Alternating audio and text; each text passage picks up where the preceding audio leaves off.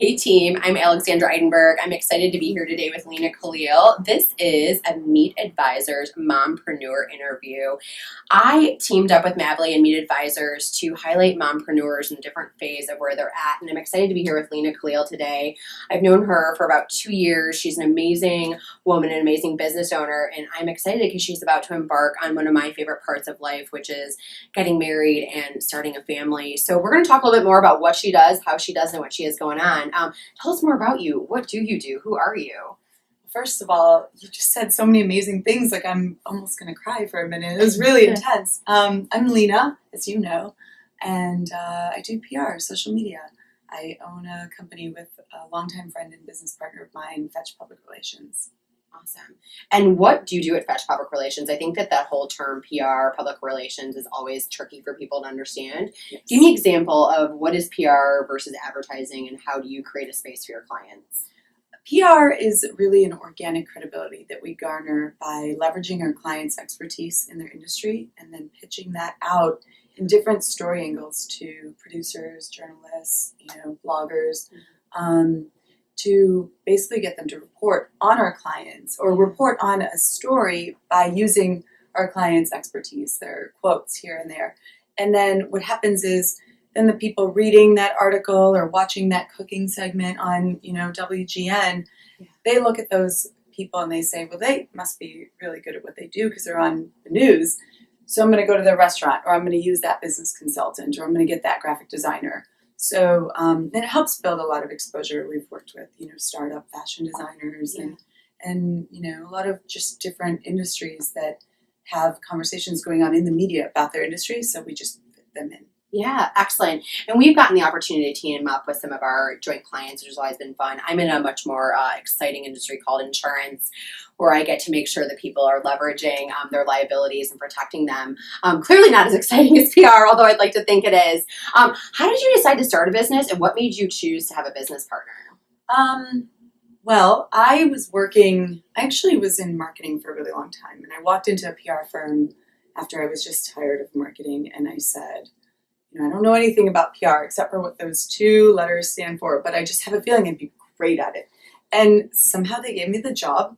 So I was working at a downtown PR firm, and about a year in, my business partner showed up as he had just gotten an offer to play football abroad or be an intern at a PR firm. And his sister actually worked in radio. She was a personality. So he picked PR.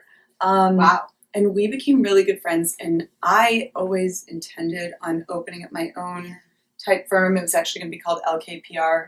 It couldn't be when he and I teamed up. And he had this real entrepreneurial spirit. And so we're sitting at this company day to day, working on these really high profile accounts. The company just kept putting us on all these great clients. Yeah.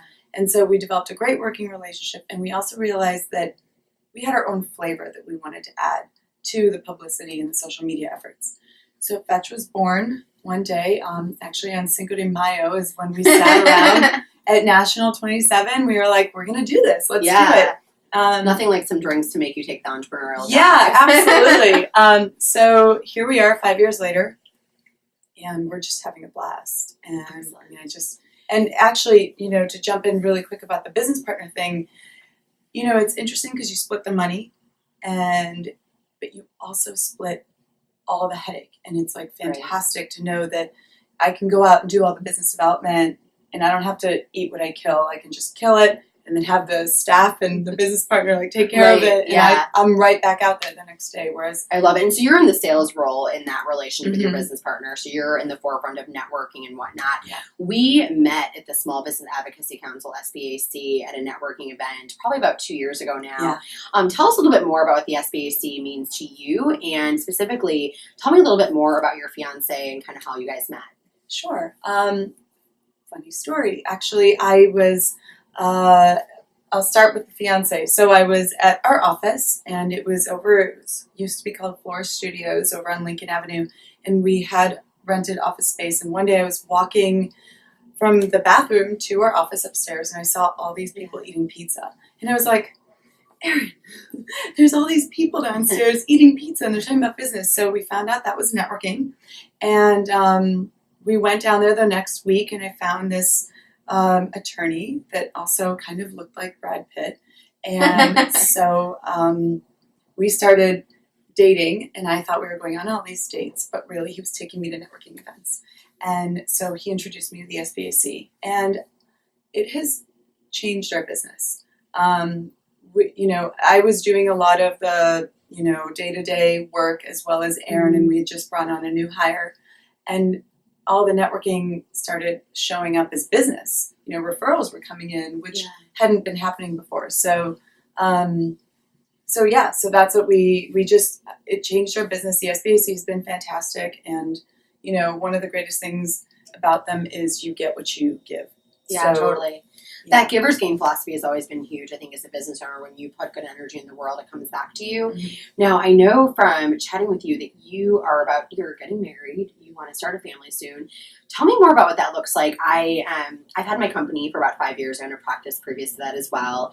I have twins that are about to be a year old, and I know that my first baby was my business, and then I had kids, and I realized that when I had the kids that I was really in this great situation where I could be the mom my children deserve, but also be the business owner and the woman making money that I deserve. And this amazing happy medium was something huge for me.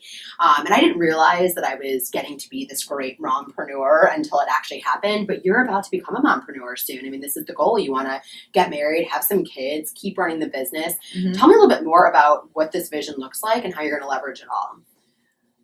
Well, I'm definitely going to follow you around if I have a kid because you seem to have it all figured out. That's kind of you. Thank you. What you will learn is when you become the mompreneur, if it looks like it's great, that's awesome, but it's not always. I think that we always just kind of make lemonade. And I personally, we like to make vodka lemonade. Always a good time. Tell me more about what you're going to do, though, and how it's going to go down. My fiance is more of a planner, and so is my business partner, and I'm more of like a free, we'll see what happens.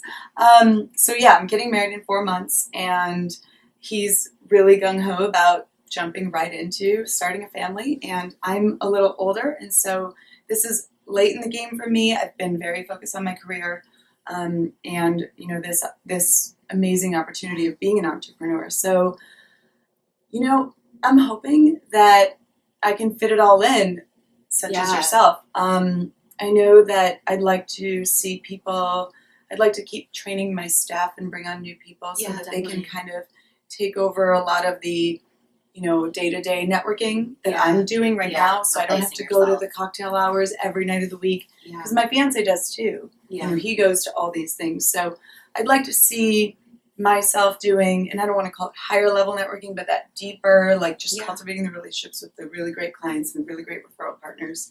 Definitely. You mentioned saying interesting how Mason's so ready to start a family and he's ready, let's do this.